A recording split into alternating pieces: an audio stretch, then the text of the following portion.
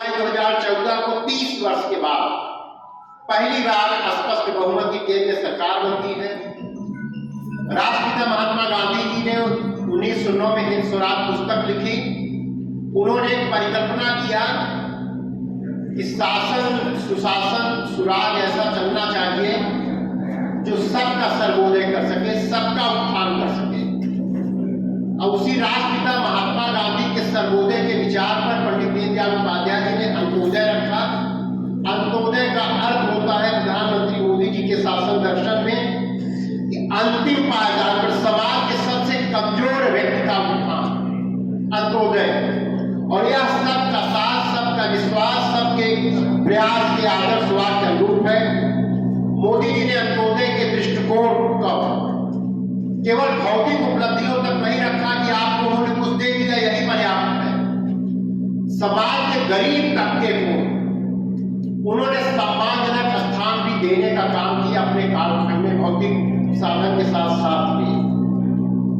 और अगर हम पूरी गरीब कल्याण योजनाओं माननीय प्रधानमंत्री नरेंद्र मोदी जी की और प्रदेश के यशस्वी मुख्यमंत्री माननीय योगी आदित्यनाथ जी बताएं तो केंद्र और प्रदेश की दोनों सरकारें, गांव गरीब किसान को समर्पित दोनों भाजपा की सरकारें लड़खड़ाती ग्रामीण व्यवस्था जो 2014 में विरासत में मिली थी, जब एक योजनाओं प्रकल्पों में जान फूंकने का काम किया था।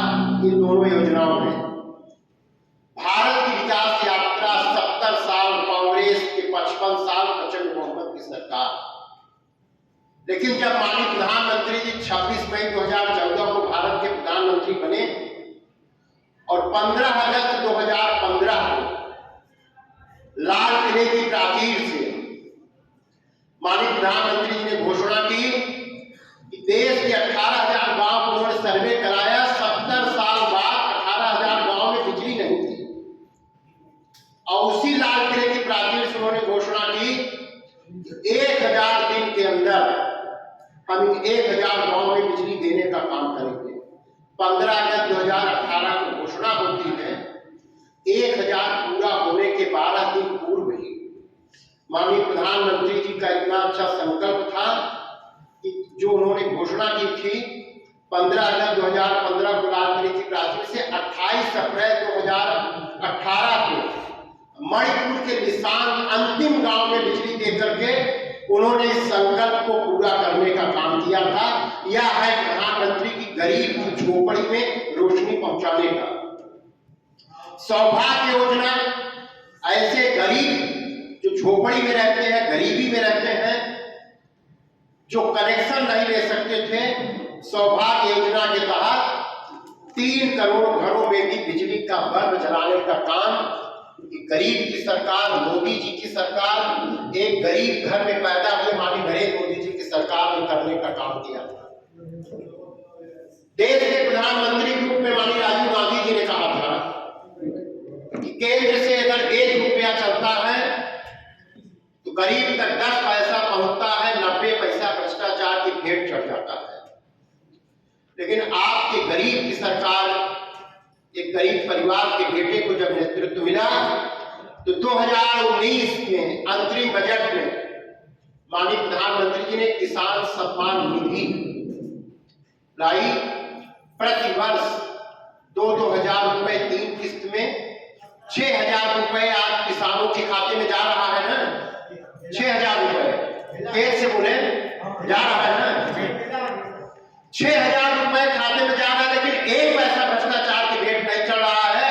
यह है गरीब की गरीबी को जानने वाली सरकार, गरीबों को समर्पित सरकार माननीय नरेंद्र मोदी जी की। और योगी जी की सरकार पूरे देश में किसान सम्मान निधि में नंबर 1 पे है। यह है भारतीय जनता पार्टी की सरकार। मार्च 2023 तक कुल 2.85 लाख करोड़ देश भर के लगभग 10 करोड़ किसानों के खाते में एक किसान सम्मान निधि का पैसा गया है। हमारे ऊपर आरोप लगाते हैं कि मुसलमान को नहीं करते हैं। गर्व के साथ, विश्वास के साथ हम कह रहे हैं, हमारे मित्र बैठे हैं, इस 10 करोड़ किसानों में 35% मुस्लिम किसानों के खाते में किसान सम्मान निधि का पैसा गरीबों को समर्पित सरकार माननीय मोदी जी की सरकार ने करने का काम किया है। 35% 33%। और दूसरा कालखंड जब माननीय प्रधानमंत्री जी को मिला 2019 में, तो पहली कैबिनेट की बैठक में माननीय प्रधानमंत्री जी ने पहले अंतरिम बजट में इन्होंने कहा था कि जिनको 5 एकड़ जमीन होगी किसान सम्मान निधि हम उनको देंगे। लेकिन जब दूसरा कालखंड में प्रधानमंत्री बने और पहली कैबिनेट की बैठक की है तो उन्होंने कहा कोई भी किसान नहीं छूटेगा जिसे हम किसान सम्मान निधि नहीं देंगे,